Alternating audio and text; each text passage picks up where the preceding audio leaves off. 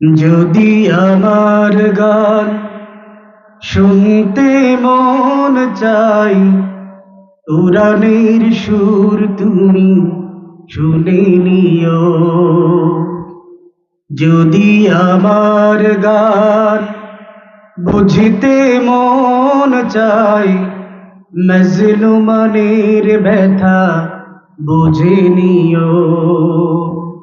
যদি আমার গান শুনতে মন চাই, কোরআনের সুর তুমি শুনে নিও। যদি আমার গান বুঝতে মন চাই, মজলুমানের ব্যথা বুঝে নিও। যেখানে মানবতা লাঞ্ছিত হয়, সেখানে আমার এই গান। জালিমের বিরুদ্ধে লড়তে শেখো, গানে গানে এই আহ্বান। আমার গানের ভাষা বুঝতে যদি চাও, আমার গানের ভাষা বুঝতে যদি চাও, আজানের সুর তুমি শুনে নিও। যদি আমার গান শুনতে মন চায়, কুরানের সুর তুমি শুনে নিও। যদি আমার গান বুঝতে মন চায়, মজনুমানের ব্যথা বুঝে নিও। স্বভাবতই আমাদের এলাকার নিয়ম হলো, মানুষ মাগরিবের নামাজের পরে, এশার নামাজের পরে মাহফিলে আসে না। এশার নামাজের পরে বাড়িতে খাবার দাবার শেষ করে মাহফিলে আসতে আসতে 9টার মতো বেজে যায়, ঠিক না? এটা স্বাভাবিক একটা নিয়ম। এর কারণ হলো, আপনি তাদেরকে যদি জিজ্ঞেস করেন তোমরা এত দেরি করে আসলে কেন, তখন তারা বলে মাগরিবের পরে এশার পরে যারা আলোচনা করে এটা তো আমাদের এলাকার ফুলাফান, এগোর আলোচনা কি শুনতাম, এরকম বলে না? স্বাভাবিকভাবে বলে। শুনেন একটা কথা বলি, আজকের মাহফিলের প্রধান বক্তা যিনি, বুরহানুদ্দিন হাকিমি সাহেব, উনার বাড়ি হচ্ছে বিবাড়িয়া, ব্রাহ্মণবাড়িয়া।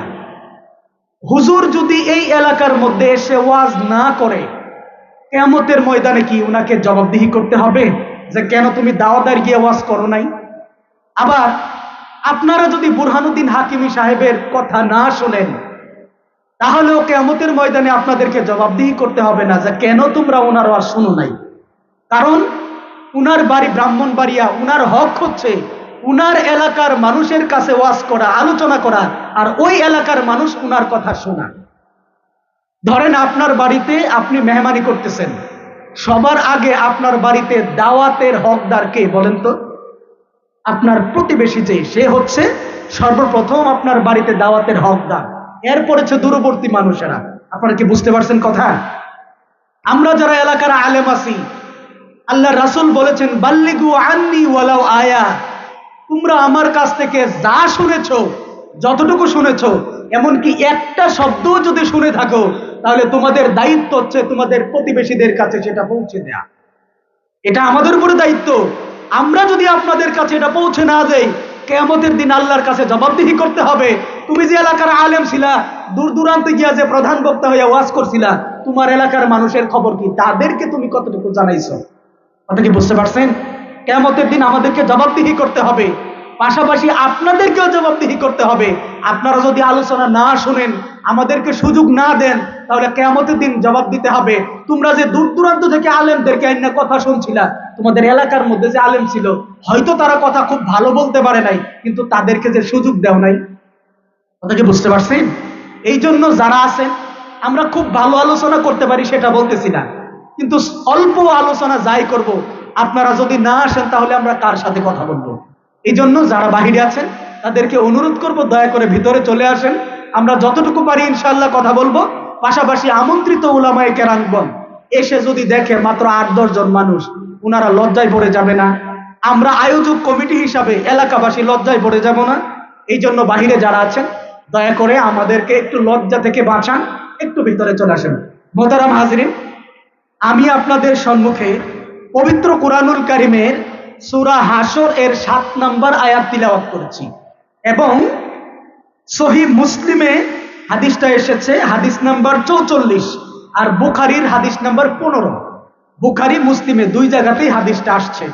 আমি এই দুইটাকে কেন্দ্র করে একটা বিষয়কে নিয়ে কথা বলবো। বিষয়টা হচ্ছে রাসূলুল্লাহ সাল্লাল্লাহু আলাইহি ওয়াসাল্লাম এর প্রতি আমাদের করণীয় কি, এটা নিয়ে একটু কথা বলবো ইনশাআল্লাহ। এই যে মাইক নেই, ভিতরে আওয়াজ দাও, বক্সের আওয়াজ নেই। আমরা জান্নাতে যেতে চাই নাকি চাই না বলেন তো? বুঝেন নাই? আপনারা কি জান্নাতে যেতে চান? যদি মুখ দিয়া স্বীকার করতে না পারেন, কিয়ামতের ময়দানে কিন্তু ধরা খাইবেন।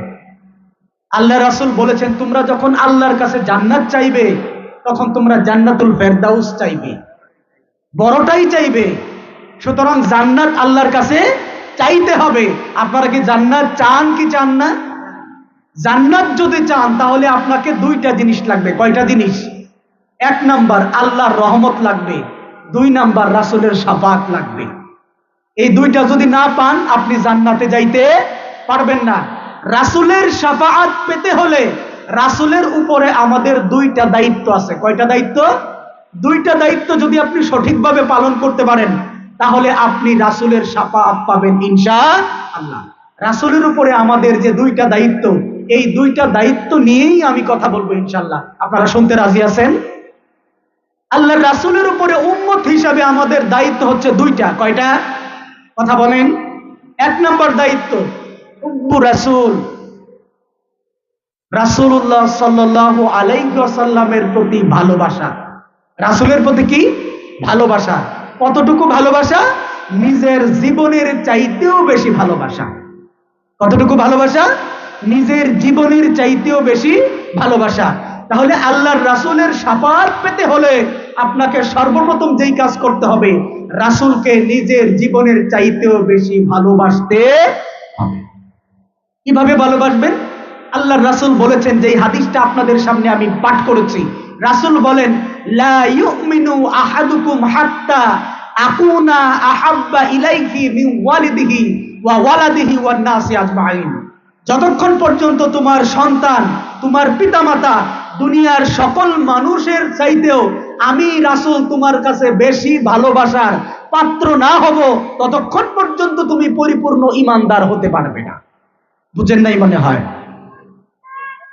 সম্মানিত ভাইরা আমার, আল্লাহর রাসূল যখন এই হাদিসখানা বর্ণনা করলেন, বয়ান করলেন, একদিন রাসূলুল্লাহ সাল্লাল্লাহু আলাইহি ওয়াসাল্লাম এক জায়গায় দাঁড়িয়ে আছেন, তার পাশে হযরত ওমর বসে দাঁড়িয়ে রয়েছেন।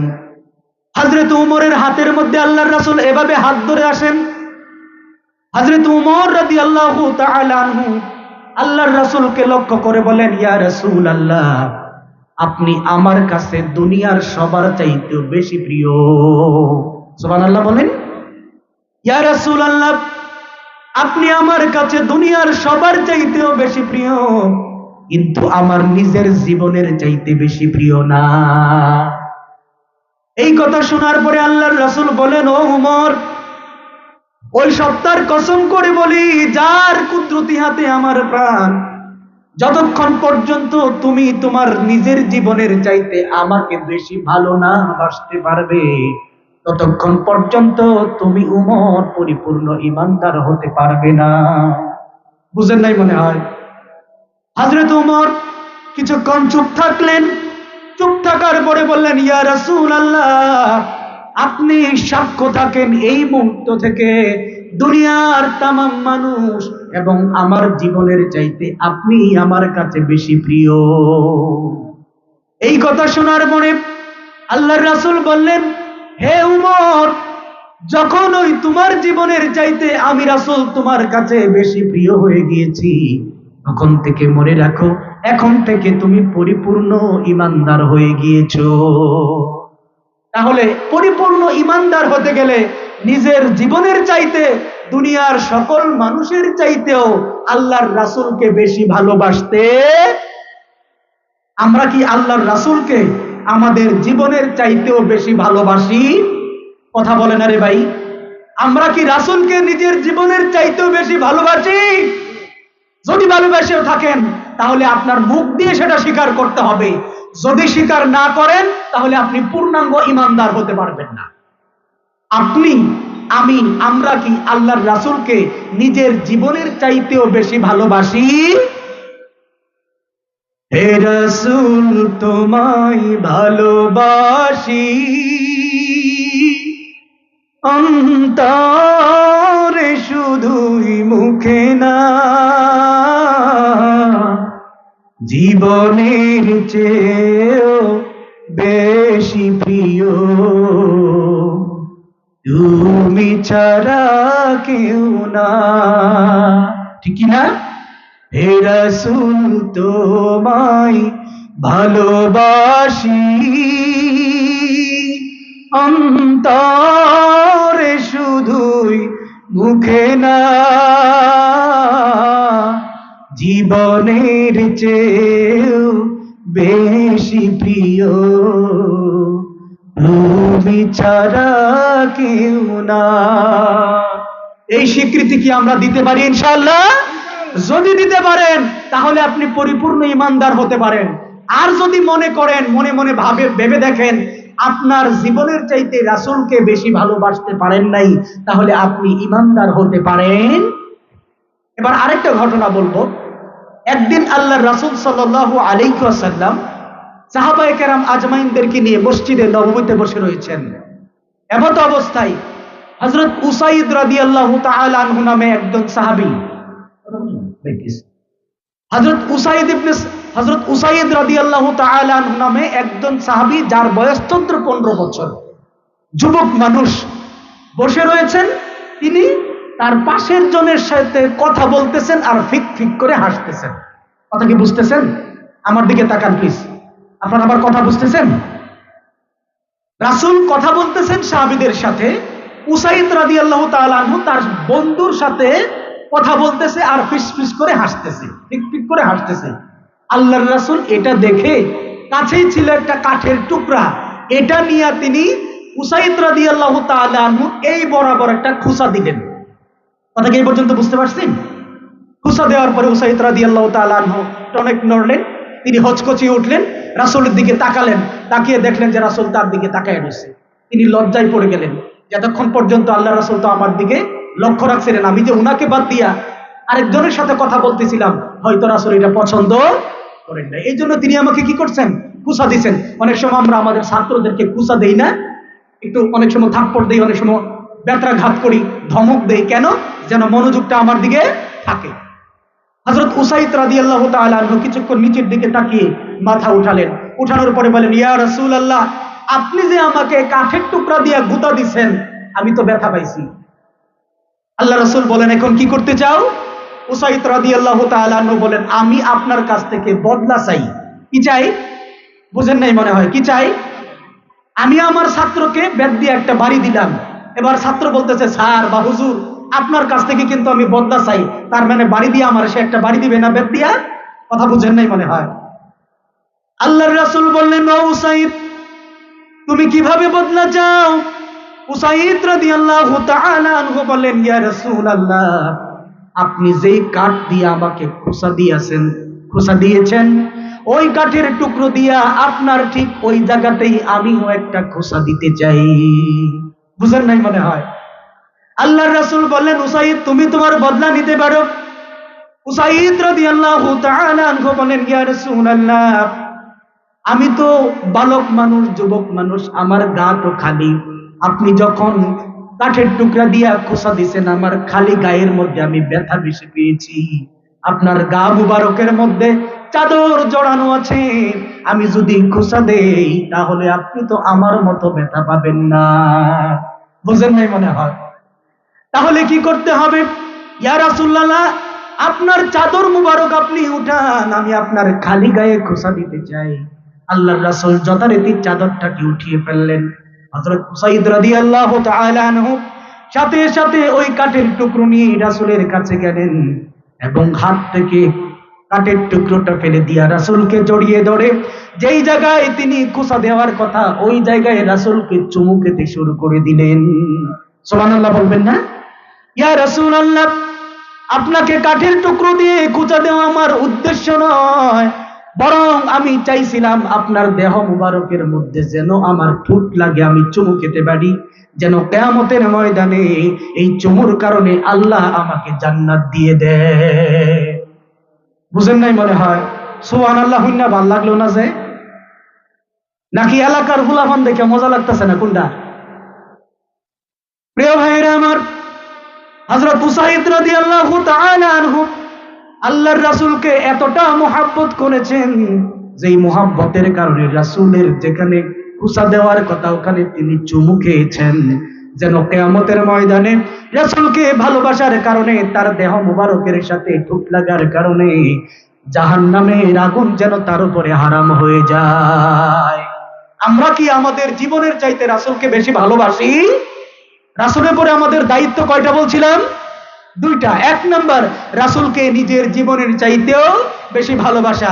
দুই নাম্বার, ইত্তেবায়ে রাসূল। দুই নাম্বার কি? ইত্তেবায়ে রাসূল। রাসূলুল্লাহ সাল্লাল্লাহু আলাইহি ওয়াসাল্লাম এর অনুসরণ করা। কি করা? যেই আয়াতটা আমি প্রথমেই তিলাওয়াত করেছি সূরা নাহলের 7 নম্বর আয়াত, আল্লাহ বলেছেন, ওয়ামা আতাকুমুর রাসূলু ফাখুযুহু ওয়ামা নাহাকুম আনহু ফান্তাহু। রাসূল সাল্লাল্লাহু আলাইহি ওয়াসাল্লাম আমার কাছ থেকে যে সমস্ত বিধিবিধান তোমাদের সামনে উপস্থাপন করেছেন, নিয়ে এসেছেন, এগুলোকে তোমরা আঁকড়িয়ে ধরো এবং যা তোমাদেরকে নিষেধ করেছেন ওগুলো থেকে তোমরা বেঁচে থাকো। কথা কি বুঝতে পেরেছেন? তার মানে রাসূল তোমাদের জন্য যা নিয়ে এসেছেন তাকে তোমরা আঁকড়ে ধরো, আর যা করতে নিষেধ করেছেন ওগুলো থেকে তোমরা বিরত থাকো। এটাই হচ্ছে রাসূলের ইত্তেবা বা অনুসরণ। কথা কি বুঝাইতে পারলাম? সাহাবায়ে কেরাম আজমাইনগণ রাসূলকে কিভাবে অনুসরণ করেছেন এই ব্যাপারে দুইটা ঘটনা বলে আমি আমার আলোচনা ইনশাআল্লাহ শেষ করব।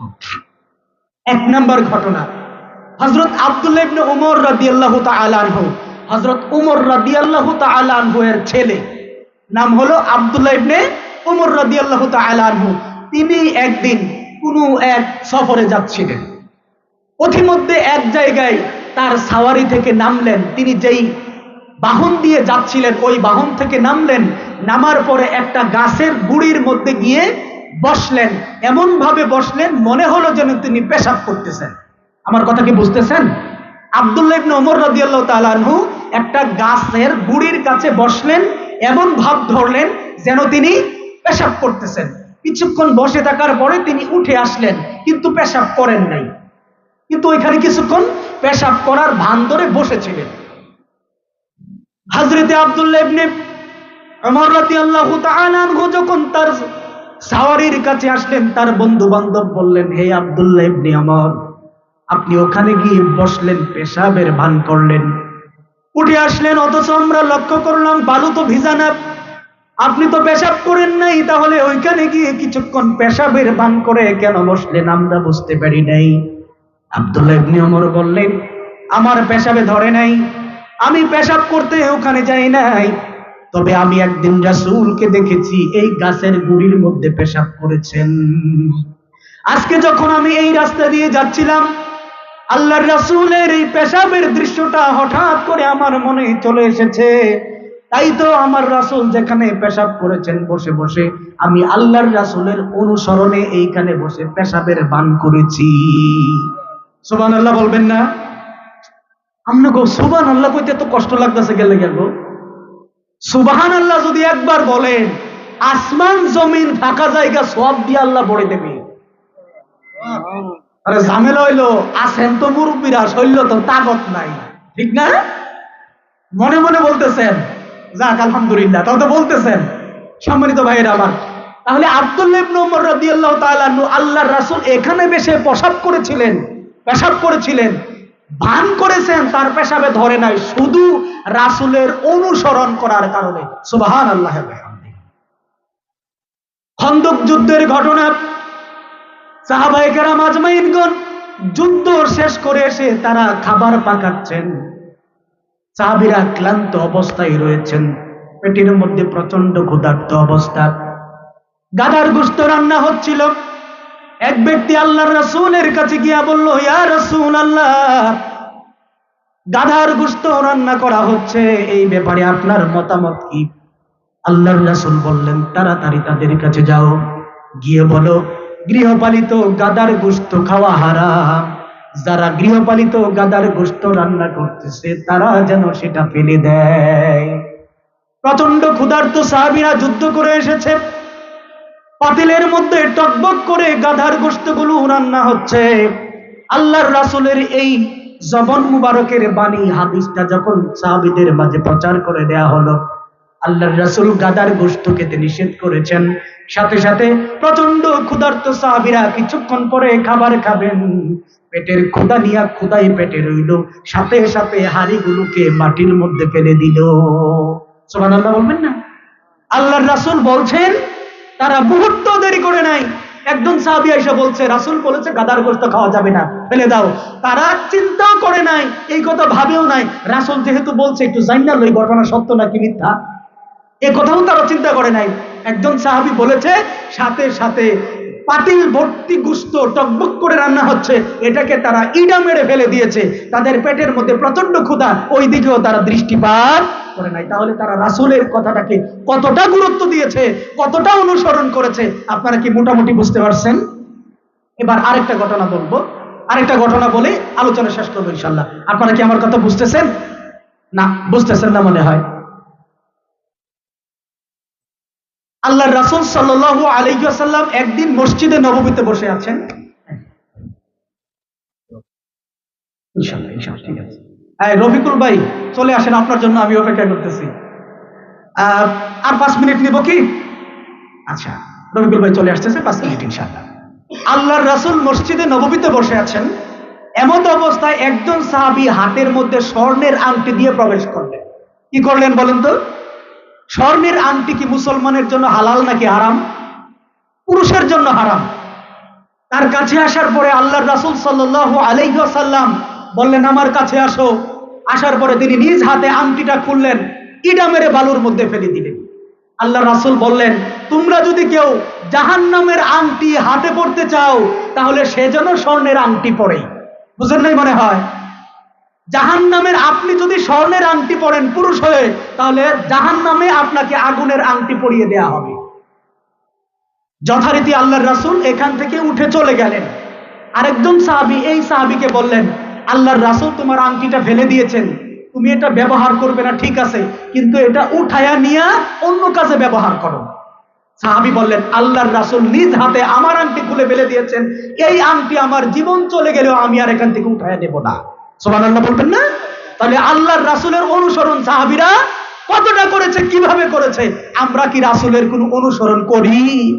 দেখেন, আমাদের পরিবার, আমাদের ব্যক্তি, আমাদের সমাজ, আমাদের রাষ্ট্র, আমাদের অর্থনীতি, আমাদের সমাজনীতি, আমাদের সংস্কৃতি, আমাদের সকল জায়গায় রাসূলের সুন্নতের অনুসরণ করা দরকার আছে নাকি নাই? আল্লাহর রাসূল সাল্লাল্লাহু আলাইহি ওয়াসাল্লামের সুন্নত প্রস্তাব করা থেকে শুরু করে মদিনার রাষ্ট্র পরিচালনা পর্যন্ত এমন কোন জায়গা নাই যেই জায়গার মধ্যে রাসূলের সুন্নত নাই। কথা বুঝেন নাই মনে হয়?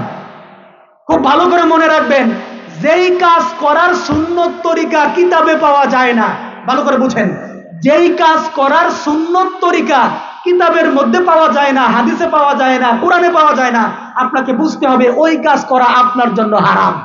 বুঝাইতে পারি নাই মনে হয়? যেই কাজের পদ্ধতি আল্লাহর রাসূলের জীবনীতে পাওয়া যায় না, ওই কাজ করা মুসলমানের জন্য হারাম। এখন একটা উদাহরণ দেই, বিড়ি খাওয়ার সুন্নত তরিকা কি বলেন?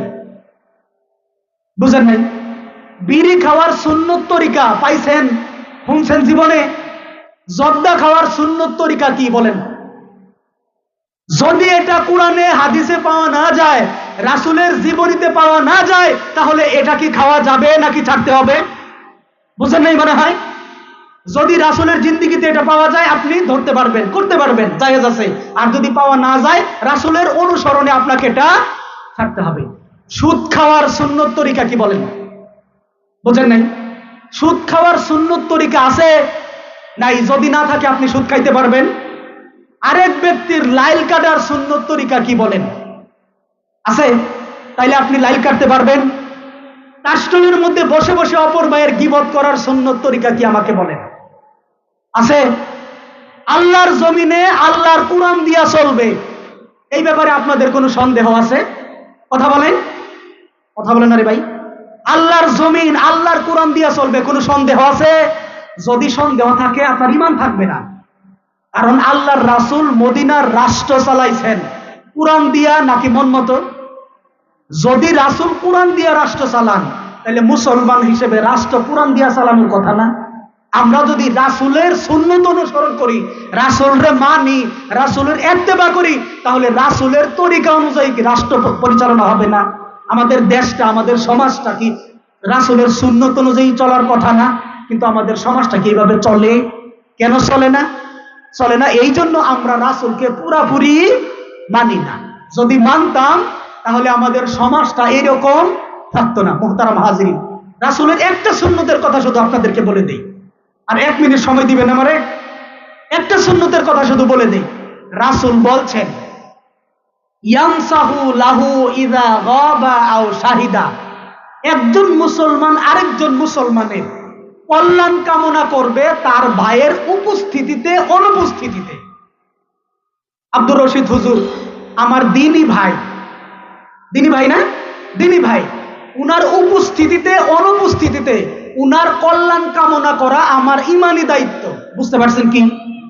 তাহলে আমার দ্বারা উনার কোনো ক্ষতি হবে, এটা কি ঈমান মেনে নেবে? বুঝেন নাই মনে হয়।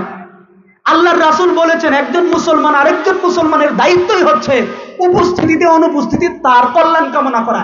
আমাদের সমাজের মধ্যে আমরা কি একজনের অনুপস্থিতিতে বা উপস্থিতিতে কল্যাণ কামনা করি নাকি বাঁশ দেওয়ার চেষ্টা করি? বুঝেন নাই? কল্যাণ কামনা করি নাকি বাঁশ দেই? শুধু যদি এই হাদিসটা মানতাম, শুধু যদি এই হাদিসটা মানতাম, আমাদের সমাজে এত অশান্তি থাকতো না। আমি মনে হয় আপনাদেরকে বুঝাইতে পারি নাই। প্রিয় ভাইয়েরা আমার, রবিকুল ভাই চলে আসছে, আমি আর সময় নিচ্ছি না। এতক্ষণ পর্যন্ত যে আলোচনাটা করছিলাম, আলোচনার বিষয়বস্তু হচ্ছে আপনারা বলছিলেন আপনারা জান্নাতে যেতে চান, চান না? এখনো কথা কয় না। জান্নাতে যেতে চান না? জান্নাতে যেতে হলে 2টা জিনিস লাগবে। কয়টা জিনিস? 1, আল্লাহর রহমত। 2, রাসূলের শাফাআত। রাসূলের শাফাআত পাইতে হলে 2টা জিনিস লাগবে। 1, রাসূলের প্রতি ভালোবাসা, নিজের জীবনের চাইতে বেশি ভালোবাসা। 2, রাসূলের অনুসরণ, মানে সুন্নতের অনুসরণ। এই 2টা জিনিস যদি আপনি করতে পারেন, তাহলে রাসূলের শাফাআত পাবার উপযুক্ত আপনি হবেন। মনে রাখবেন, আপনার জীবনের প্রত্যেকটি ক্ষেত্রেই রাসূলের সুন্নতের অনুসরণ করতে হবে। আমি কি আপনাদেরকে আমার আলোচ্য বিষয় বুঝাইতে পারছি? আল্লাহ তাআলা আমাদেরকে আমাদের জীবনের প্রত্যেকটি ক্ষেত্রে, প্রতিটি জায়গায় রাসূলের সুন্নতকে অনুসরণ করার তৌফিক দান করুক। সকলে পড়ছে আমিন। সুবহানাল্লাহি বিহামদিহি, সুবহানাকাল্লাহুম্মা বিহামদিকা, আশহাদু আল্লা ইলাহা ইল্লা আনতা আস্তাগফিরুকা ওয়া আতুবু ইলাইক। সম্মানিত ভাইরা আমার, এখন আমাদের আমন্ত্রিত উলামায়ে কেরামগণ আলোচনা করবেন। এলাকার গরু কিন্তু শেষ, বাড়ির গরু কিন্তু শেষ। এখন আর কিন্তু বাড়ির গরুরা বাড়ির ঘাস খাবে না, মেহমানরা আসবে। যদি 15 জন বয়ে রয়েছে, বলেন তো মান সম্মান থাকবো? এখনো যারা চাষটলে আছেন, আপনাদেরকে অনুরোধ করছি, আমাদের আলোচনা না হয় ভালো লাগে নাই, আসেন নাই, আল্লাহর রাস্তায় এবার চলে আসেন। আমাদের আমন্ত্রিত মেহমানরা এখন কথা বলবেন। আপনাদের কাছে 15 জোরে অনুরোধ করছি, দয়া করে চলে আসেন ইনশাআল্লাহ। আসসালামু আলাইকুম ওয়া রাহমাতুল্লাহ।